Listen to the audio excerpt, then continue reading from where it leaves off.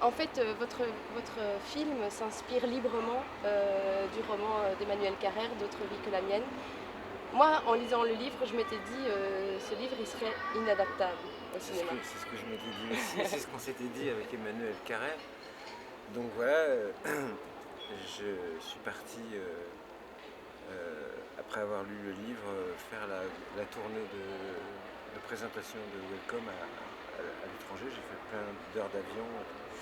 Et c'est vrai que j'étais toujours à la recherche d'un sujet, d'un film, après Welcome, et revenait tout le temps, non pas le livre d'Emmanuel, mais l'esprit du livre d'Emmanuel et les thèmes de...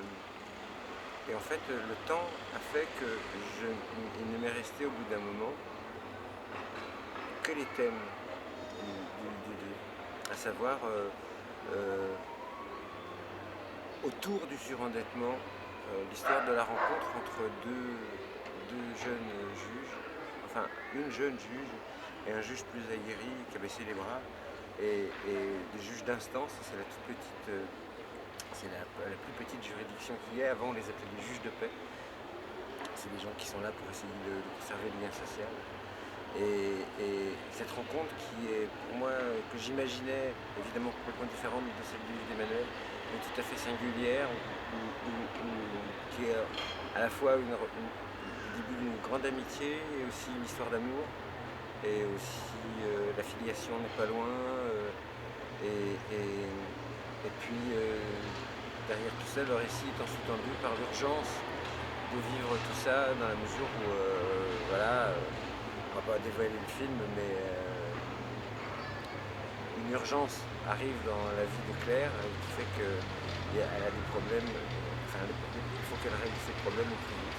Et je trouvais que ça donnait tout ce que j'aime au cinéma, le fond social sur le surendettement qui me touche énormément, parce que le surendettement c'est pas rien, quoi. Ça, la grande crise qui nous tombe dessus, elle vient des subprimes aux États-Unis qui sont, voilà, le surendettement des ménages, des individus, qu'ici, en Europe, je ne sais pas comment c'est en Belgique, mais en France, il y a presque 5 millions de surendettés officiels, sans parler de ceux qui ne le sont pas, de gens qui sont à la limite de l'implosion, il y a des suicides tout le temps et tout. Je trouve que c'est voilà, et en fait, la grande crise de l'Europe vient de là, quoi.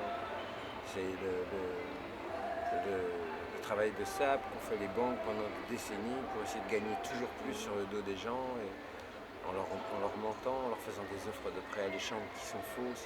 Je trouvais qu'il y avait un vrai sujet de société, et avec la possibilité de traiter ce qui me plaît le plus, de faire un film à hauteur d'homme et de femme, de raconter l'histoire de cette rencontre, de cet amour-amitié, et des enjeux forts et du combat qui mène.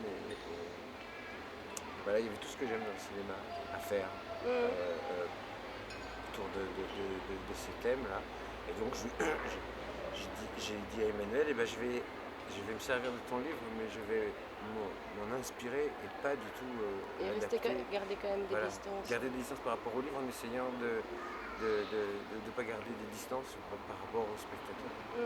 Alors, vous parliez de filiation entre Claire et Stéphane. Il y a un moment dans l'histoire où on comprend que elle, son père, elle l'a jamais vraiment connu, et que ce type dont elle est probablement sensible à la masculinité, et puis vous savez, ma mère, elle me disait tout le temps, c'est pas le tout de se plaire, il faut se convenir. Et ils se conviennent, ces deux-là, ils ont vraiment un truc ensemble. Mais ils ont chacun une vie, et ma foi, il n'est pas question de mettre le bazar dans leur vie.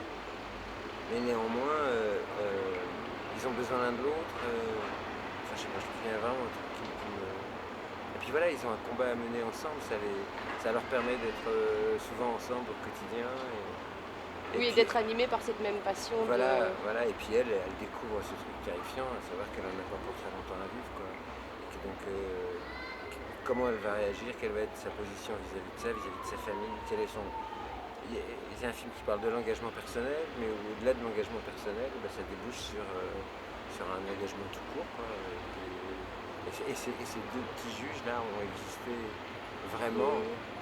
Ils étaient complètement différents, c'était deux autres personnages, mais il a existé des petits juges qui ont, par force d'opiniâtreté et de révolte, fait changer les choses puisqu'ils ont réussi à soulager la dette de plusieurs centaines de milliers de surendettés en France.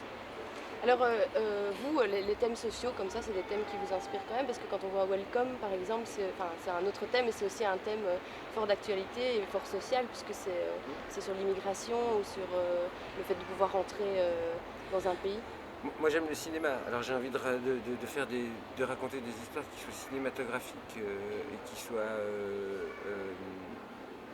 vivantes, mais je peux pas faire des films vains non plus, j'y passe 2 ans et demi, j'ai envie que... Voilà, je vis dans notre époque, j'ai envie de parler de notre époque, de ce qui s'y passe. Et vous... Je veux pas être un thésard et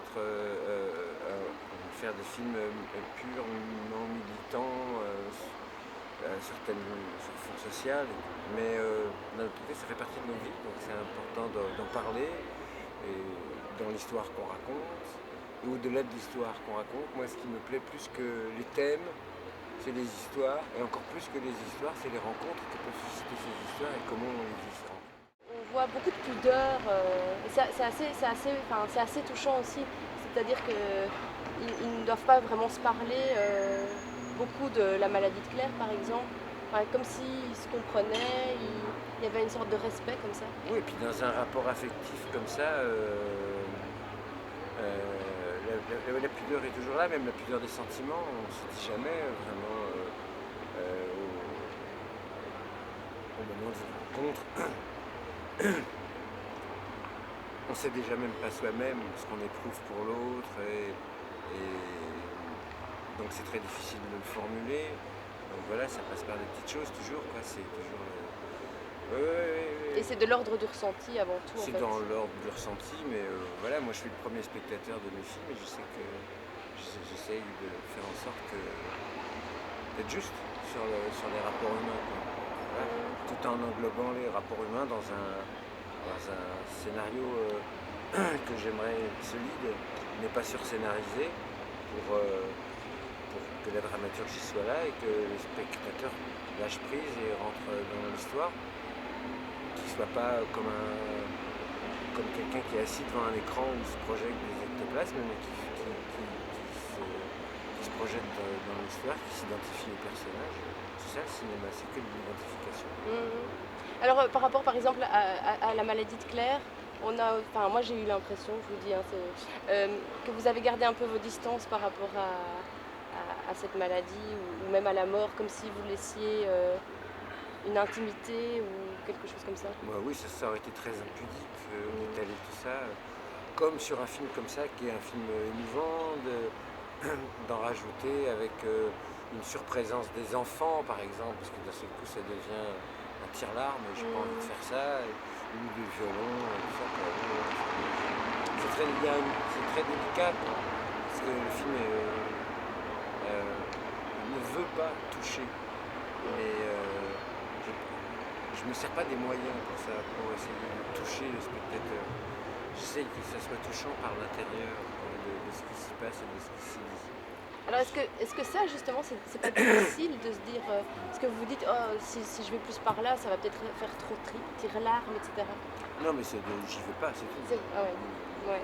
Je me dis pas, faut pas que j'y aille, j'y vais pas, quoi. J'ai pas envie de ça.